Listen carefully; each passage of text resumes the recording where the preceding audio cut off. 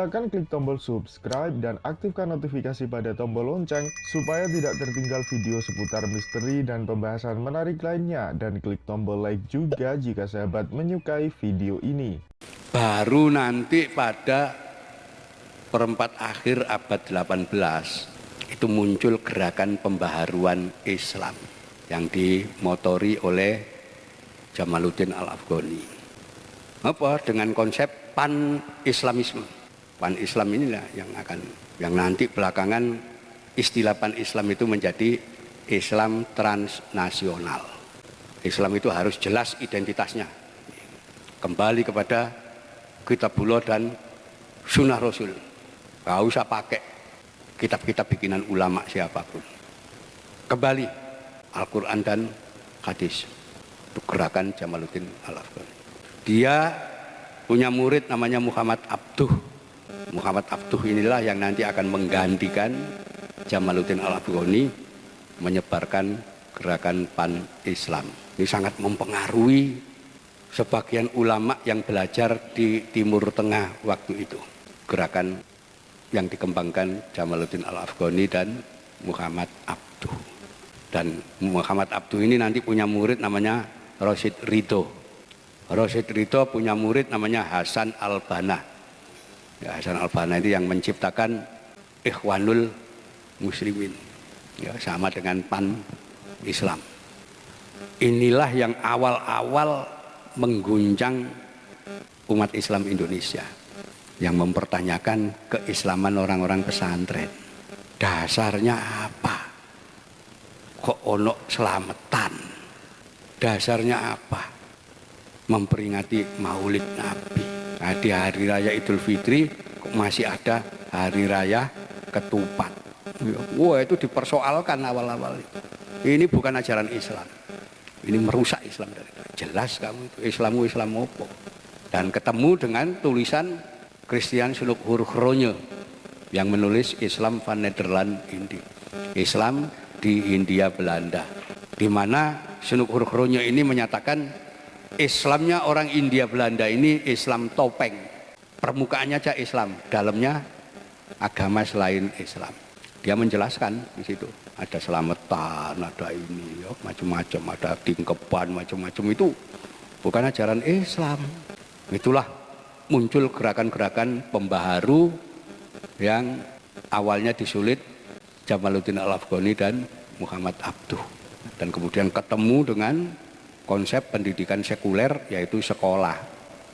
Itulah untuk pertama kali awal abad 19 orang-orang lulusan sekolah itu diberi sebutan Islam modern. Kenapa? Ya, mengecap pendidikan barat modern. Inilah yang kemudian menyerang orang-orang dari pesantren. Ya, kalau kita baca majalah-majalah, jurnal-jurnal tahun 1914 sampai 1920, wah, itu antara Islam modern dengan Islam pesantren itu, wah, sudah. Kalau berhujat itu saling mengkafirkan sampean. Itu faktanya begitu. Itulah nanti belakangan kemudian ditetapkan bahwa kita itu adalah Ahlus Sunnah wal Jamaah. Dengan apa? Mengikuti 4 mazhab. Ahlus Sunnah wal Jamaah ala madzhabul arba. Tapi itu rupanya juga belum cukup bisa menjelaskan tradisi-tradisi NU. Itu sebabnya belakangan ya sudah kita pakai nama Ahlus Sunnah wal Jamaah An-Nahdiyah. Khusus NU gitu. Diterima karepmu, gak diterima karepmu, tapi itu identitas kita adalah itu. Jadi orang Islam di Indonesia itu saat itu dipaksa oleh keharusan untuk mendefinisikan identitas dirinya sebagai apa. Dan belakangan baru kita tahu kenapa ada pembaruan Islam, ya, yang dipimpin oleh Jamaluddin Al-Afghani dan Muhammad Abduh. Ada orang Libanon namanya Hana bin Syarif. Dia ketua Loji Masonik Beirut. Tahu Loji Masonik? Ya, itu perkumpulan Freemason, perkumpulan Crypto Jewish atau Yahudi rahasia, Freemason. Nanti ada lagi Illuminati, termasuk nanti ada Teosofi, macam-macam itu jaringannya Yahudi semua itu. Ternyata Hana bin Syarif itu mencatat salah seorang temannya dia, Jamaluddin Al-Afghani, itu ketua loji masonik Mesir. Freemason ternyata ini, gerakan ini. Nanti mengkader Muhammad Abduh untuk menggantikan kedudukannya di loji masonik Mesir. Jaringannya dengan Yahudi internasional gitu loh. Itu sebabnya Islam kayak Indonesia ya serba salah. Kenapa ya? Memang dicari salahnya agar mengikuti mereka. Tapi alhamdulillah ya, para kiai itu luar biasa mempertahankan eksistensi kita itu. Ya sudah, kita seperti ini sampai jadi seperti sekarang ini. Kita baru tahu itu kenapa organisasi modern di Indonesia ini punya penasehat. Penasehatnya itu tokoh Freemason. Nanti dicari aja organisasi apa ini.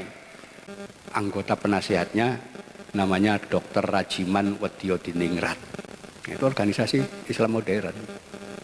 Dan di dalam buku Masen Torekot Bebas, ya, itu yang ditulis tokoh Freemason Indonesia, menyebutkan Rajiman itu adalah salah seorang tokoh Freemason. Jadi penasehat organisasi Islam modern. Ya, Rajiman inilah nanti yang akan menjadi ketua BPUPKI dan kemudian menjadi ketua PPKI.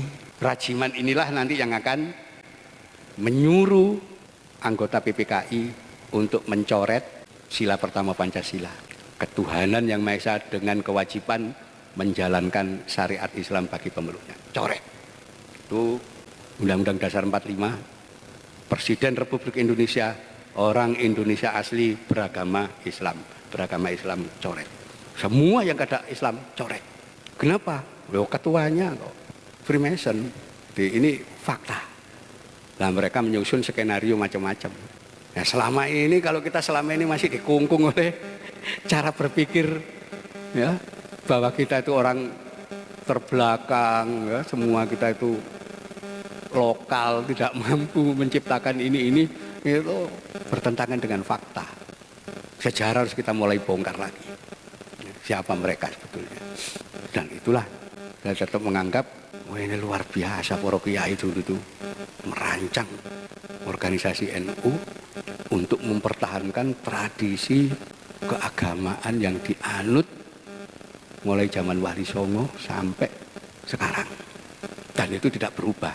Ya, sekalipun sekarang ada usaha-usaha untuk menggeser ini semua, ya, tapi faktanya kita masih tetap berada pada jalur-jalur yang tidak pernah bergeser. Ibaratnya dalam perjuangan NU ini pakai prinsip Jowo, obah tapi ora owah. Artinya dia bergerak dinamis tapi tidak bergeser. Ya, kalau sudah owah ini geser sudah jauh. Ini saya kira ya, yang harus kita pertahankan adalah itu.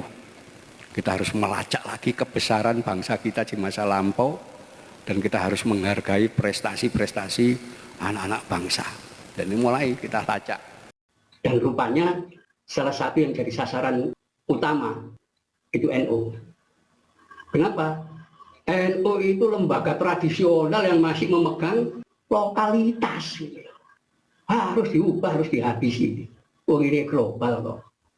Disitulah nanti muncul funding-funding yang menawarkan dana-dana besar khusus untuk pesantren. Jadi pesantren harus jadi lembaga pendidikan modern.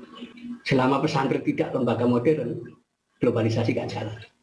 Mulai muncul pesantren-pesantren yang mendirikan sekolah-sekolah umum. Ya sudah, mulai ada MI, Madrasah Ibtidaiyah sama dengan SD, Sanawiyah sama dengan SMP, Aliyah sama dengan SMA, bersekolah tinggi agama Islam dan seterusnya. Sekolah, ya. Ngaji yang salaf, model Bandungan Sorokan pelan-pelan hilang. Nah, itu bisa kita lihat ketika terjadi kerjasama antara IAIN di Malang dengan universitas di Australia.